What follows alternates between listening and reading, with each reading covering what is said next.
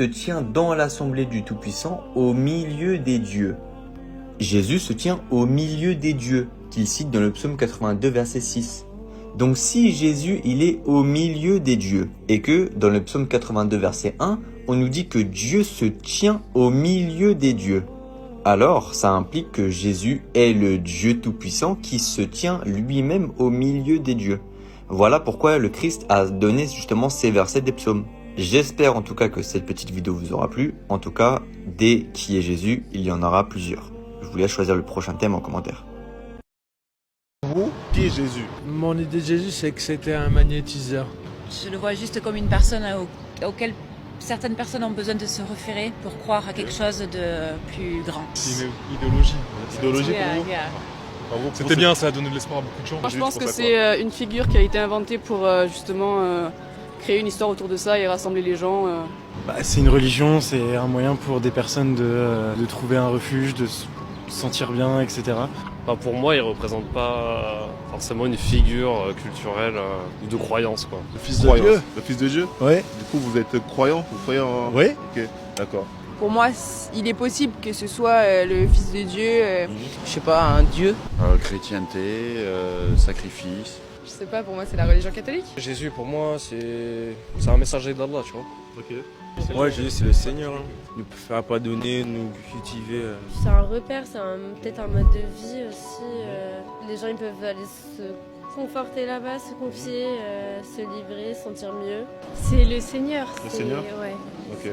Mais forcément, ce qu'on a reçu à son sujet, notamment la Bible dit que Jésus-Christ l'a envoyé le Fils de Dieu. Quand j'entends Jésus, j'entends quelqu'un de puissant, pour les gens qui y croient, et pour moi, je sais pas, je sais pas si je crois ou je suis pas, c'est compliqué. Personne d'entre nous ne pourra être plus éloquent que Jésus-Christ lui-même pour nous départager sur cette question. Personne d'entre nous ne pourra être plus éloquent que Jésus-Christ lui-même. D'ailleurs, on dit que le premier point de départ pour connaître quelqu'un consiste à l'interroger. C'est-à-dire, si nous voulons savoir si Jésus-Christ est réellement Dieu, nous devons interroger Jésus parce qu'il a prêché, il a enseigné, n'est-ce pas?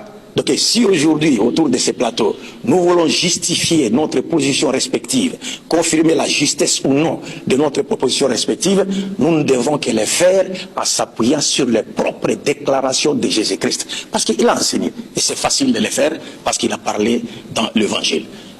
Donc par rapport à cela, je disais, oui, il y a bien sûr un problème, mais c'est un point de divergence entre nous et les chrétiens. Et moi, je dis que les chrétiens, ils sont divisés. Il y a au moins 8 groupes de chrétiens. Je ne saurais pas les citer ici, mais peut-être pendant la phase question-réponse, on pourra évoluer. Et puis je vais citer. Parce qu'il y a un groupe de chrétiens qui croient que Jésus est Dieu, est à la fois Dieu et Fils de Dieu. Et croient à la Sainte Trinité catholico-protestante, qui consiste à reconnaître que le Père est Dieu, le Fils est Dieu, le Saint-Esprit est Dieu, mais il n'y aurait cependant pas 3 dieux, mais un seul Dieu, et ils appellent cela c'est un mystère. Nous, musulmans avertis, nous disons oui, c'est un mystère, mais c'est le mystère de l'ignorance et de l'apostasie qui a été annoncé par les prophètes. De l'ignorance et de l'apostasie, parce que cela n'existe pas. Ça n'existe pas. Comme chez les Juifs, parce que Dieu, s'adressant aux enfants d'Israël, leur avait dit, si quelqu'un vous invite à aller adorer un autre Dieu que vous et vos pères n'ont jamais connu, alors il faut ne l'écoutez pas. La Trinité n'existe pas chez les Juifs. Dans la Genèse, il est, dans le premier livre de la Bible, il est le créateur de toutes choses. Mais il est aussi celui, Genèse 3,15, qui écrasera la tête du serpent. Dans Exode, il est le feu qui les conduit pendant la nuit et la nuée pendant le jour, qui nous conduit encore aujourd'hui.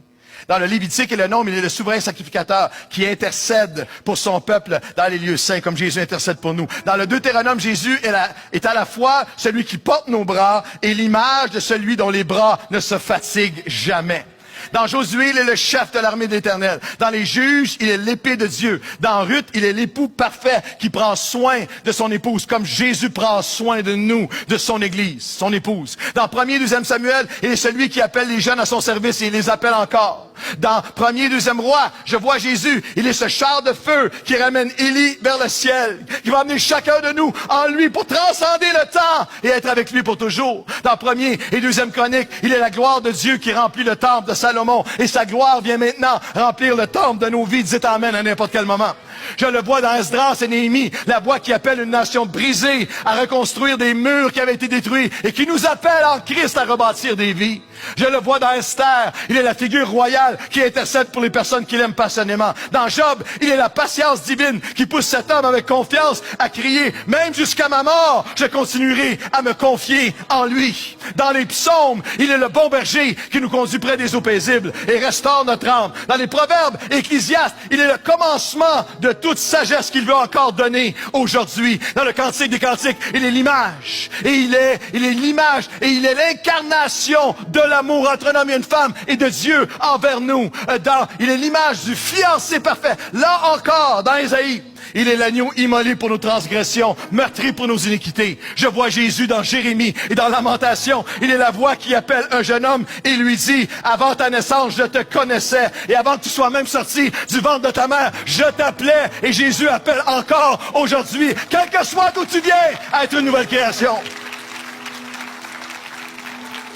Oh, dans Ézéchiel, il est le vent des quatre coins de la terre qui ranime une vallée d'ossements sèches. Dans la louange et l'adoration, il nous ranime encore aujourd'hui. Dans Daniel, il est le rocher qui, sortant des montagnes, sans l'aide de main humaine, va dominer sur toute chose à la fin des temps, sur toute nation qui plieront le genou devant lui. Dans Osée, il est le mari, le Dieu plein de grâce et affectueux qui pardonne et rachète et nous reprend toujours. Dans Joël, Amos, Abdias, Jonas, Michée, Nahum, Habakkuk, Sophonie, Agé, Zacharie, Malachi, il inspire la voix du dernier prophète. Il est celui qui parle et prépare l'œuvre rédemptrice et annonce comme il nous appelle, comme Jésus en nous appelle à annoncer son nom véritable à ceux qui ne le connaissent pas.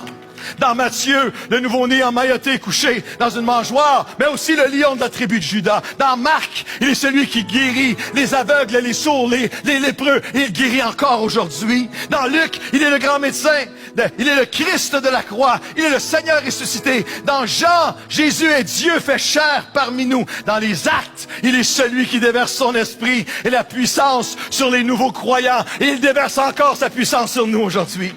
Dans Romains, il est l'ultime accomplissement de la loi, le seul capable de nous libérer de toute condamnation. Et en Jésus, pour toi ce matin, il n'y a aucune condamnation pour ceux qui sont en Jésus-Christ. Dans les lettres à Corinthe, aux Galates, à Éphèse, à Philippe, aux Colossiens, à Thessalonique, il est la plénitude de la vie abondante qu'il offre à chacun de ses enfants. Dans Timothée, Tite et Philémon, il est l'appel et la passion de jeunes qui se consacrent à une vie de service pour Dieu. Dans Hébreux, il est Jésus-Christ, le même hier, aujourd'hui et éternellement, de Elohim à Emmanuel, à vous et moi, dans son Église aujourd'hui. Dans Jacques, Pierre et Jude, il est la plus grande puissance de l'univers, la puissance triomphante de l'amour. Et dans l'Apocalypse, le dernier livre de la Bible, il est le commencement et la fin, le premier et le dernier, l'alpha et l'oméga, il est le roi des rois, il est le Seigneur des seigneurs, il est Elohim.